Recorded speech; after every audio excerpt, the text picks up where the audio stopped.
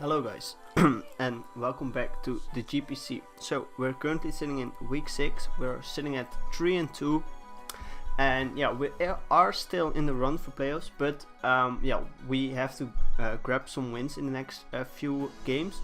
But this week we're playing Trev, and last season I beat Trev in a really narrow game, but you all know how good Trev is and how formidable he is in this format. And yeah, he is a replacement coach. Yeah, it's always scary to face him, and on top of that, he has a pretty scary team for me. Yeah, I feel with my team this season, and I will maybe make a video about it after the season. Maybe just not. Maybe I will just do some rambling in between some matches, but just the team is not quite there. Every week I'm feeling like I'm not having the best matchup. Again this week, like you can see the 6 he brought so I got 10% for him. Big threat to my team, basically because it can have coverage for Mega Heracross and the CGY, and otherwise it hits everything already quite hard. Then Vikavolt, I kinda expected him to bring something like an agility Vikavolt, which is pretty scary because it's still bulky enough to take hits from some of my mons, and then Bug Buzz and Thunderbolt are great coverage, and to top it off he could bring Roost on it. That's the one option. The other option is that he brings one of the 2 tech moves, one being H-Bice, being that Garchomp can't reliably take a hit because it can live a hit if it's above 70% and higher. Same goes for Heracross. Can also live a hit, but if he attacks Air Slash on it, it can't. So that's really scary. Skarmory, one of the few mons that without Rocks Up, it's not too it killed by close combat from Mega Heracross like normal coverage. Normally Mega Heracross can most likely 2-hit kill about everything. Skarmory is one of the few annoyances. Skarmory also shuts down an offensive Azumarill pretty nicely. Then Meloetta, yeah, on this team it was really hard to fit on like Drapion or Metagross. Like you can see, I didn't brought Excelgor. Yeah, just didn't match up. Spike's tech was not that great because he had the Skarmory. Drapion offensively didn't do much, defensively didn't do much. D-Spikes was not that great because mainly of that Skarmory, and as you can see, 3 out of the 6 are flying mons this time. And yeah, Metagross just could not touch some of his mons. He could switch around on it, like with his, especially with like his electro types that are also flying. And Skarmory should have. So I couldn't really fit it on the team, meaning that Meloetta is a bigger and scarier threat than it maybe could have been if I had Metagross. But that was the chances I would take because. D6 just did better overall against the rest of his team than Metagross. Then Bulu. Bulu is not the most scary for my team, but still could be an annoyance, or could even be, yeah, we'll just see what his Bulu is. And then Electros, like I expect him to bring either Vikavolt or Electros, and if I saw both, I almost knew for sure Vikavolt was more of the sweeper variant, and Electros would be like Assault Vest, able to take on Thunderous quite well. And then on the bench he still has Mega Blastoise, which was quite alright versus my team. Doesn't do much versus Azumarill, but could still Scald Burn it. And Volcanion, I was really happy he didn't bring Volcanion. He said after the match that I had quite a lot of things that I'd spat it and could just straight up kill it, like Garchomp threats offensively, Thunderous threats it offensively, Porygon Z does, Heracross does to an extent. So I definitely saw it bringing either Scar, Flame Charge, something like that. Pretty much Steam Eruption, Fire Blast, Sludge Bomb just straight up nukes my whole team. But luckily he didn't. Then some of the other mons on his bench were not that big of a threat to my team. Like there were Sark, Pelosant, and one of the meme picks of the previous owner, Mareep. So overall, like really scary 6 mons he brought. The only thing I could have seen him bring is like Volcanion over Bulu, and then it would have been the scariest 6 possible. We'll still see how this will go. So I decided to lead off with Heracross, because with Heracross it's hard, because I could say I kind of need health on it for Vikavolt, but I don't know if it has Air Slash. Same maybe for his Zygarde, but his Zygarde could have Outrage, could just have something like Silent Bird to be able to touch Heracross, so it's really hard to tell. But I thought overall, except for Meloetta and Skarmory to an extent, Heracross is quite a nice lead versus his team. So I decided to lead off with Heracross. He leads Skarmory, and I'm thinking, okay,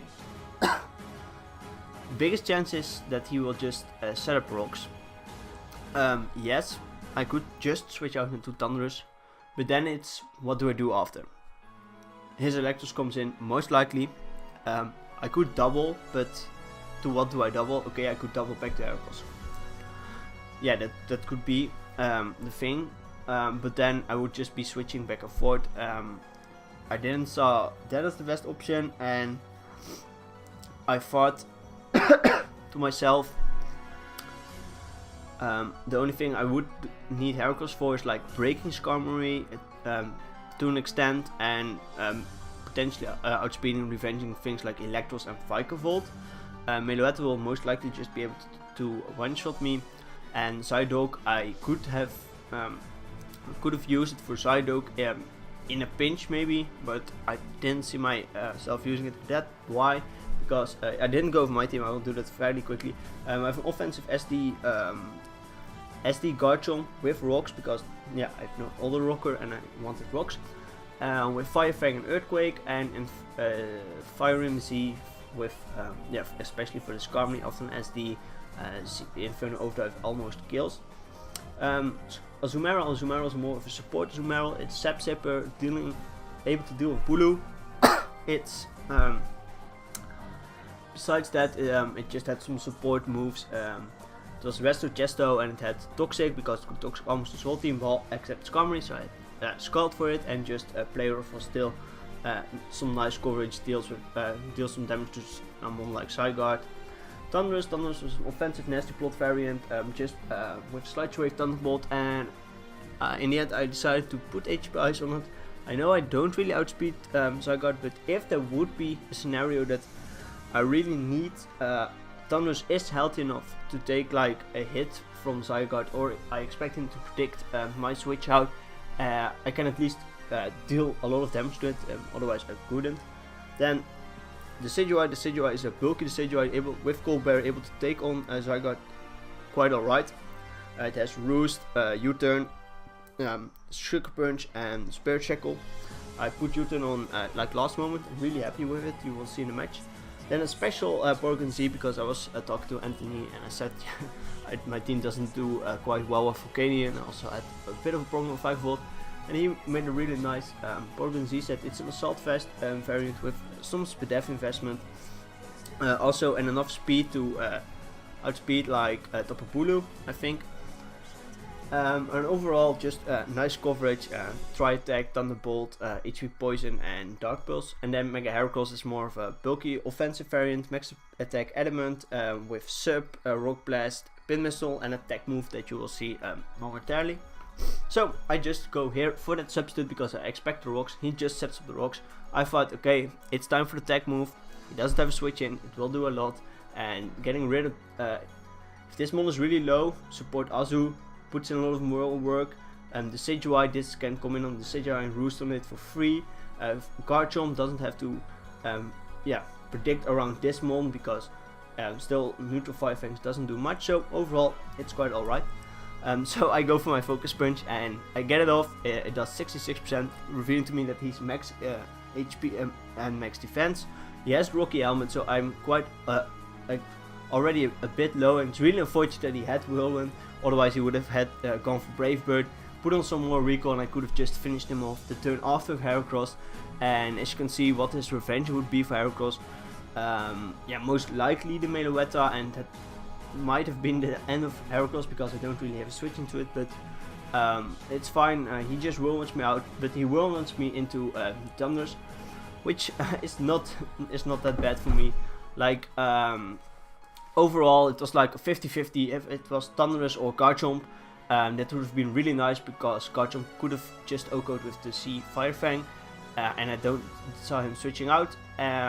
If it was Azumarill, I would just spam Scald most likely, neutralized Skarmory in that way, or I would potentially just doubled in Thundurus, meaning that only I had a little bit of more chip on Azumarill. Same goes for the Decidueye. So overall it's a bit fortunate, meaning I won't have rocks, but not that big of a deal. So I just go for the nasty plot here.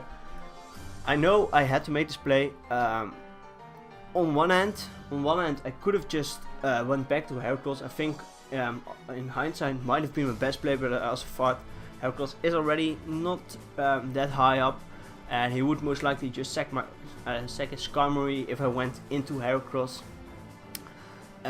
So I thought nasty plot here was the best way, because also getting Electros really low would have been really nice, and I know that I can still take a Volt Switch quite easily. So go for the Sludge Wave. I know it's 2 Wise Glasses. He goes for the Volt Switch. I'm still above Rock's range, and yeah, his Electros is really low, and 2 of his main walls on his team are quite low. Mon like Garchomp is looking quite threatening. Thunders, if it comes back in, is looking quite threatening. He goes out into Zygarde. I just go out into the CGI, don't play any games. Here he goes for touchdown, and unfortunately he crits me. If he had not crit me, I would not have gone for the Roost, because I would have been a lot more healthy. I would have only taken around 20%. So I would most likely just fight off. It's hard to tell. I think I would have U-turned, but I don't know for sure.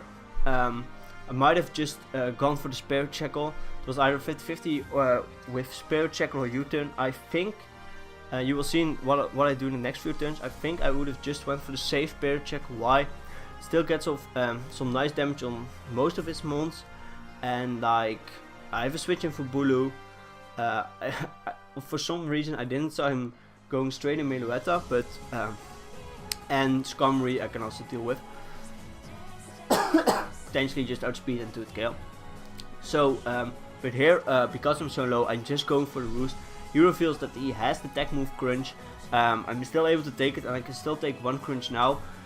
So I just went for a safe Spirit Shackle. In hindsight, I was really torn between just U-turning or going for Spirit Shackle, but in hindsight I should have U-turned. I don't know why I decided to just make this really safe play, but he goes Meloetta, which is a little bit unfortunate. But here I know like Sub-Calm Mind could be a bit scary, and I know I don't have a real switch in, so I know I had to U-turn. He goes to Substitute, I break it with a U-turn, which is really nice, because he is now a bit weakened due to the Substitute damage. He reveals leftovers to me. I go into my Garchomp because I don't have a real good Revenger on my team.